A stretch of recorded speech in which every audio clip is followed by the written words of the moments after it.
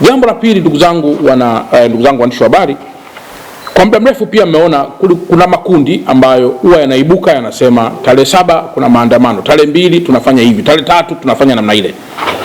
Nimeona pia nitoe nafasi hii kuwaeleza kwamba hali ya usalama wa mkoa wa Dar es Salaam inaridhisha. Hali ya usalama wa mkoa wa Dar es Salaam inaridhisha. Hii haimaanishi kuwa sasa hakuna kibaka, hapana. Vibaka wa kudokoa, vibaka wa kuiba, vibaka wa kutishia wanakuwepo. Lakini nilipongeze tena jeshi la polisi kwamba limeendelea kuchukua hatua madhubuti ili kuhakikisha kwamba Watanzania wa Dar es Salaam wote wanabaki kuwa salama. Yapo baadhi ya maeneo machache wananchi wameendelea kujichukulia sheria mkononi. Kwa mfano, kuweza kujeruhi, wakati fulani hata kuua kwa kutumia vitu vyenye ncha kali au hata silaha. Jeshi la polisi kanda maalum ya Dar es Salaam chini ya SACP Mlilo pamoja na kamati ya usalama kwa ujumla ya mkoa na zile za wilaya zote, kwa kushirikiana na vyombo vyote vya usalama, tunaendelea kumonita hali ya kiusalama katika mkoa wetu ili uwekezaji ambao umekushafanywa uendelee kuwa na tija pasipo viashiria vyovyote vya uvunjifu wa amani.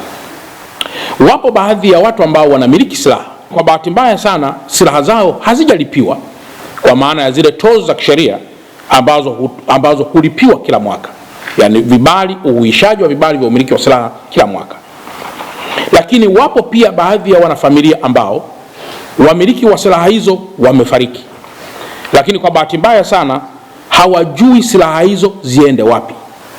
Mtu alikuwa anamiliki bastola, alikuwa anamiliki shotgun, sasa bahati mbaya mmiliki huyo amefariki. Sasa wanafamilia wanakuwa hawaelewi silaha hiyo waipeleke wapi. Sasa maelekezo ya kwanza ni kwamba yoyote ambaye anamiliki silaha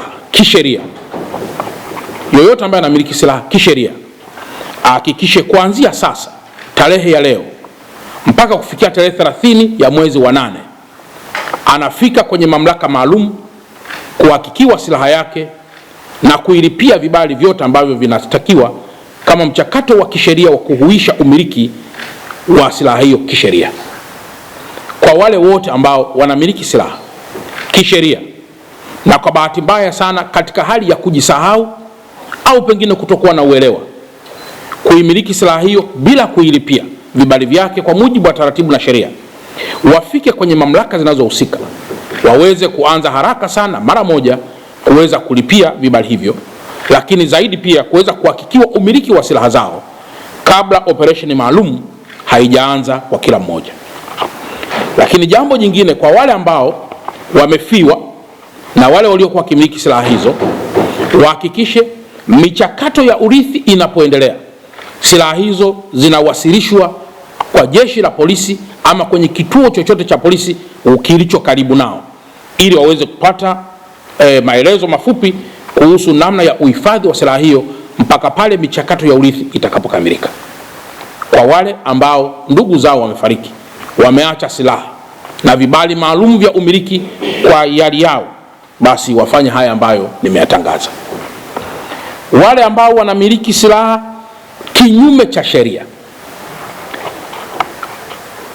mtu labda alikuwa ni kibaka, aliiba begi akidhani kuna hela, kujilichungulia begi kuna silaha, akaamua kwenda nayo nyumbani au kuitupa na vitu vingine vya namna hiyo. Wale wamiliki wote wanaomiliki silaha kinyume na sheria, wahakikishe silaha hizo wanaziwasilisha wao wenyewe pasipo kutafutwa na mtu yoyote. Watakapotafutwa na mtu yoyote wakapatikana na silaha hizo kinyume na utaratibu, sheria kali zitakuwa chini yao. Kwa nitangaze tena rasmi kwamba kwa wale wote ambao wanamiliki silaha wasikilize tangazo hili. Ni muhimu kwa mkoa mkubwa kama wa Dar es Salaam vitu vyetu kufanya chini ya utaratibu wa sheria na kanuni. Hadi kufikia tarehe 30 ya mwezi wa 8, wale wanaopaswa kuhakiki, wale wanaopaswa kurudisha silaha hizo, wale wanaopaswa pia kusalenda kwamba nilikuwa na silaha katika njia ambazo si halali, ninairudisha. Hata ukitaka nenda kaitupe mahali, jeshi la polisi litaiokota, litaiweka silaha hiyo, huku masuala mengine ya kisheria yakiendelea.